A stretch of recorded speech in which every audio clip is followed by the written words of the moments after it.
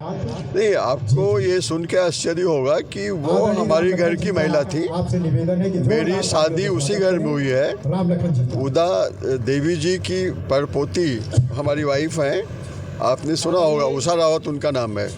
हम उसी ख़ानदान से हैं। और 1979 में जब कुछ भी नहीं था, कोई जानता नहीं था, जब मेरी शादी हुई तो मैं वहाँ गया तो हमें अगरबत्ती जलाने के लिए कहा गया। मुझे बताया गया कि हमारी परदादी हैं और यहाँ जो भी शादी ब्याह होता है तो वहाँ जा कर के हम लोग अगरबत्ती जलाते हैं, पूजा करते हैं। उसमें हमें अंदाज़ा नहीं था कि ये बात यहाँ से कहाँ तक पहुँचेगी, पूरे प्रदेश और देश तक जाएगी। और ये अच्छा लगा। हमारे अध्यक्ष जी रामवत जी ने मुझे आज चीफ गेस्ट बनाया है, इसके लिए हम उनको बहुत बहुत धन्यवाद देंगे, पूरी टीम को धन्यवाद देंगे। लेकिन मैं ये बताऊंगा कि सारी चीज़ें बताई जा रही हैं। अध्यक्ष जी ने सारा बताया कि वो उन्होंने क्या किया, कैसे किया। हम उसके डिटेल में नहीं जाएंगे। Thank you. उस दौर में, जिस दौर में उदा देवी पासी जी थी, महिलाओं के ऊपर उत्पीड़न, अत्याचार, ये सब सोचिए, वो इतनी महान थी। उन्होंने काफी संघर्ष करके ये हासिल किया होगा। तो उसको लेकर आप क्या? नहीं, देखिए, उस दौर का इतिहास के बारे में मुझे बहुत ज़्यादा पता नहीं, लेकिन एक अंदाज़ा लगाइए कि एक जो है उस ज़माने की महिला एक आर्मी लीड कर रही है, गन उठा रही है, 36 लोगों को मार रही है, तो क्या होगा आप अंदाज़ा लगा सकते हैं कि एक अच्छा स्तर रहा होगा। मैं नहीं मानता कि बहुत ख़राब रहा होगा। Good name sir? मैं doctor D.R. Bhuvan, radiologist, Alka tower, Bhuvan diagnostic centre. Thank you sir. देखिए, आप महाराजा बिजली पासी के किले पर खड़े हुए हैं। ये किला जो है पासी समाज से संबंधित है। वीरांगना उदा देवी हमारे समाज से थी और 1857 में इन्होंने 36 अंग्रेज सिपाहियों को मौत के घाट उतारा था। ये इतिहास हमें दाऊजी गुप्ता, जो लखनऊ के मेयर थे, उन्होंने लंदन की लाइब्रेरी से ला करके हमारे समाज के सामने ये बात रखी और हमारे इतिहास को उजागर करने का काम किया है। आज हम उनका शौर्य दिवस मना रहे हैं। दूसरा, ये जो मूर्ति आपकी स्थापित दिखाई पड़ रही है, ये 22 साल हो गया है। बंगला बाज़ार में महाराजा बिजली पासी का किला है और ऐसे किले पूरे प्रदेश में 22 किले हमारे हैं समाज के। इससे लगता है कि हम पहले इस देश के शासक थे। कालांतर में हमारे साथ जुल्म और अत्याचार हुआ। उन जुल्म और अत्याचारों को हमारे समाज के लोग सह नहीं सके और आज वो गुलामी जैसी जीवन व्यतीत कर रहे हैं। जैसे आज यहाँ पे किस संगठन द्वारा ये आयोजन किया गया?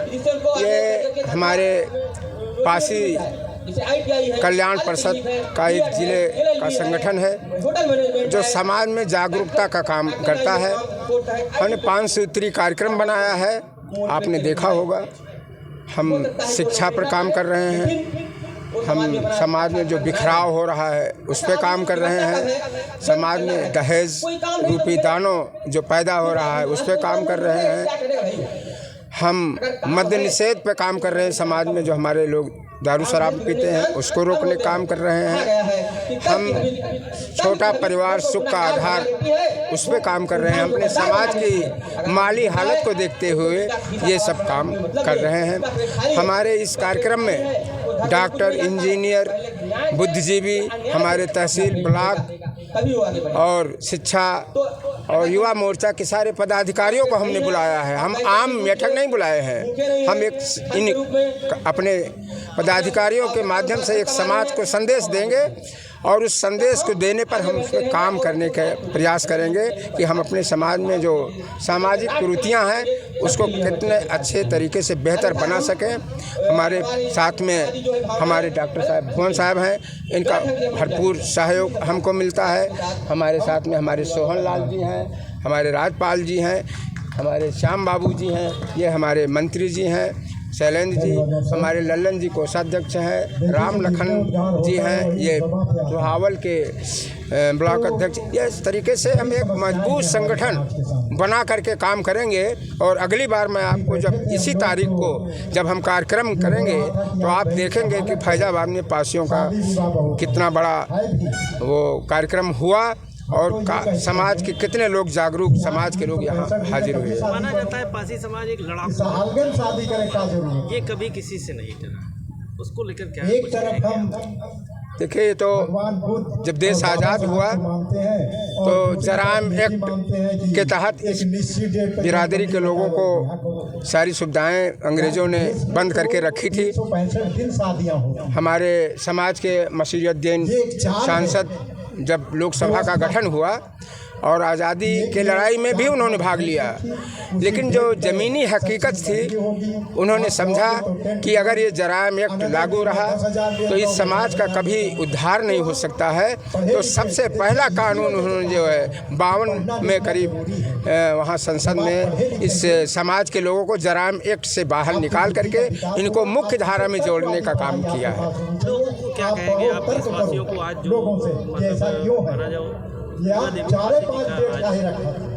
दिवस मना रहे हैं, क्या संदेश देना चाहेंगे आप? ये संदेश देना चाहते हैं कि देखिए, जिस तरीके की सामाजिक व्यवस्था देश में है वो पासियों को बड़े हेय दृष्टि से लोग देखा जाता है। हमारा इतिहास दबाया और छुपाया गया। आज भी हमारे साथ वही भेदभाव हो रहा है जो पहले हो रहा था। हमारे समाज के लोग जागरूक नहीं हैं, राजनीतिक रूप से जागरूक नहीं है, आर्थिक रूप से कमज़ोर हैं। इनके साथ शोषण, जुर्म और अत्याचार होता है, उसका कोई मुकाबला नहीं हो पाता है। तो हम इस समाज के लोगों को जागरूक करके इनके हक हकूक़ को दिलाने का काम करेंगे, शैक्षिक रूप से जागरूक करेंगे। इनके साथ कोई भी जुर्म और अत्याचार होगा तो हम उसकी लड़ाई, हमारा संगठन खुद आगे आके लड़ाई इसकी लड़ेगा।